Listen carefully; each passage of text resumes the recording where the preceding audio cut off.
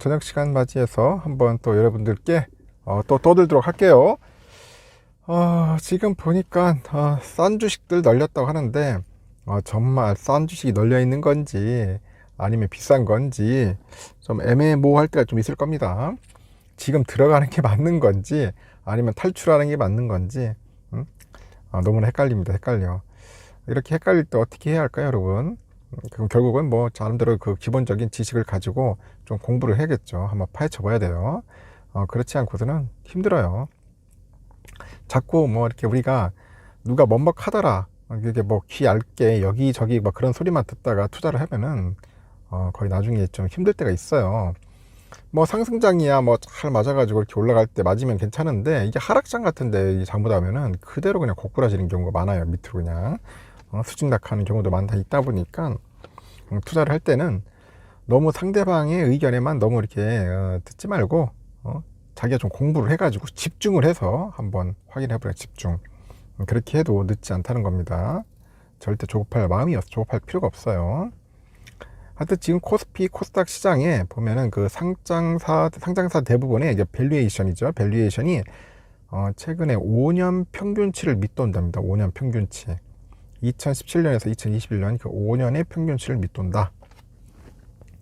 현재 보니까 주가 수익률이죠. 주가 수익률 PER이라는데, 이 PER하고 주가 순자산 비율 PBR, 이 PBR 모두 5년 평균치 아래로 떨어졌어.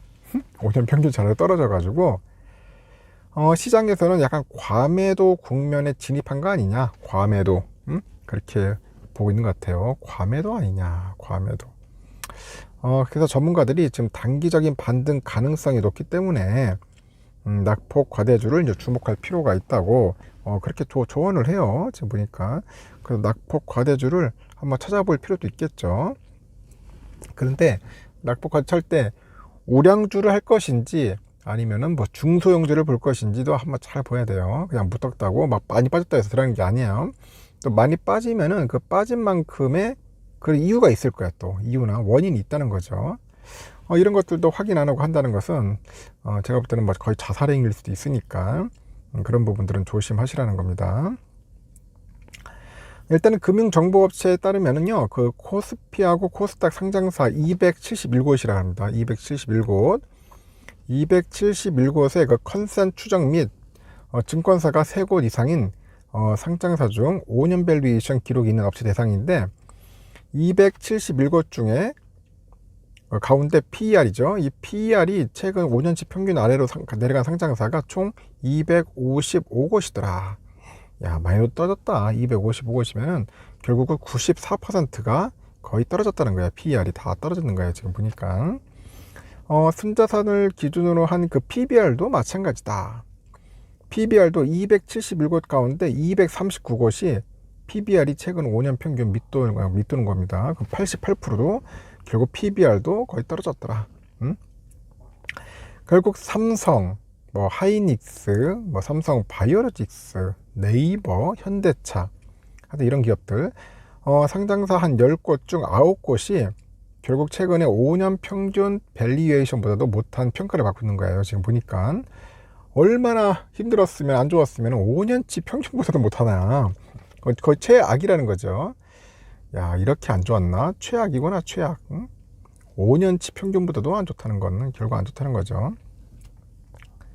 현재 PER하고 PBR 모두 5년 평균치를 넘어선 종목은 리오프닝 관련 종목뿐이네요. 보니까 그래도 제주항공, 뭐 하나투어, 롯데관광개발, 뭐 TA항공 등 향후 보복 여행이 증가할 것이다, 그런 기대 덕분에 현재 5년 평균치를 약간 웃돌고 있다 합니다.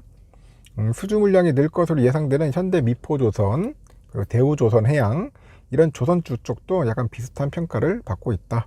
조선주, 그리고 리오프닝주, 이런 쪽 관심 있는 분들도 있을 텐데 이쪽만 약간 좀 높고 나머지는 거의 처참하죠. 그 증권가에서 그 상당수 상장사의 주가가 과도하게 싼 상태로 진입했다는 진단이 나오는데, 요즘 높은 금리 수준이 유지되는 한 하반기에도 변동성 확대 가능성은 열어둬야 한다. 하반기도 만만치 않아. 또 하반기도 계속 등락칠 겁니다. 그래서 이제 안 좋다는 거죠. 하지만 그 상반기에 큰 폭의 주가 조정으로 밸류에이션 부담은 상당 부분 약간 줄어들었기 때문에 절대적으로 고평가 단계는 벗어나지 않았냐, 그렇게 보는 것 같습니다. 고평가는 벗어난 것 같다.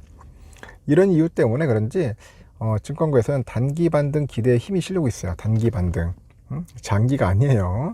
단기 반등에는 조금 보고 있다. 단기 반등. 그래서 이제 불확실한 그 대내외적인 그 변수 때문에 추세적 반등을 예단할 수는 없어도 이미 주가가 빠질 대로 빠졌죠. 빠진 만큼 반등은 충분히 가능하다는 그런 전망입니다. 그래서 코스피는 지난 23일 2300선을 터치한 이후에 지금 이 거래일 연속 반등에 성공하고 있어요. 코스피가 그때 23일에 2300이라 참 2300 터치 딱 하고 올라갔죠. 하여튼 지금 이 거래일 연속 반등했어요. 그래서 밸류에이션 측면에서 봤을 때 과거 평균 대비 상당히 낮은 수준까지 내려와 있어요. 많이 내려와 있고, 이런 급격한 하락과 낮은 밸류에이션은 주 추세 반등까지는 아니더라도 약간 기술적인 반등을 가능케 한다. 기술적인 반등을 가능케 한다고 그렇게 보고 있어요. 그리고 단기 반등 시에는 눈여겨볼 종목으로는 가장 먼저 그 낙폭 과대주가 뽑히는 것 같습니다. 그래서 지금 보니까 NH투자증권인가 여기서는 그래요. 추정이익이 늘어난 종목 중에 낙폭이 큰 것으로 본 데가 펜오션, 우리금융지주, 신세계 인터내셔널, LG이노텍 이런 거를 추천하더라. 이거 추천하는 것은 상당히 조심스럽습니다. 그 이베스트는 어디서 보냐? 이베스트는 그 PBR이 역사적 저점에 가까운 종목 중 기관과 외국인 수급도 비어있는 종목으로는 삼성전자 이베스트에서 삼성전자를 보고 있고, 카카오, 그리고 한국전력, 그리고 SK, 그리고 기업은행을 꼽아요. 그리고 대신증권, 여기서는 인터넷 2차전지 그리고 반도체 업종의 반등 가능성을 이렇게 본다.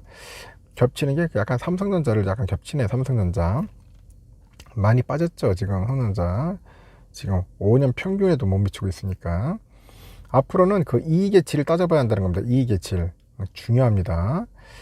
그래서 고금리 환경에서도 그 안정성과 성장성을 유지할 수 있는 종목으로는 2차전지, 신소재, 하여튼 화학업종, 음식료, 바이오, IT 이런 소부장 업종 등을 눈여겨보라고 하는 그런 증권사도 있어요. 보니까 2차전지 쪽도 많이 빠졌죠.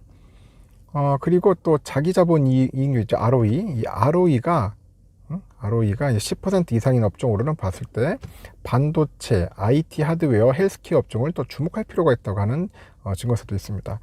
이것저것 다 따져보니까 그래도 반도체 섹터가 조금 이렇게 눈에 익네요. 눈 쪽 있는데 워낙 반도체 또 업종도 보니까 상황이 안 좋다고 또 한 반면에 또 많이 빠지니까 이쪽으로 또 많이 눈을 들여다보고 관심을 가지라는 그런 증권사들도 꽤 많다는 것 같습니다.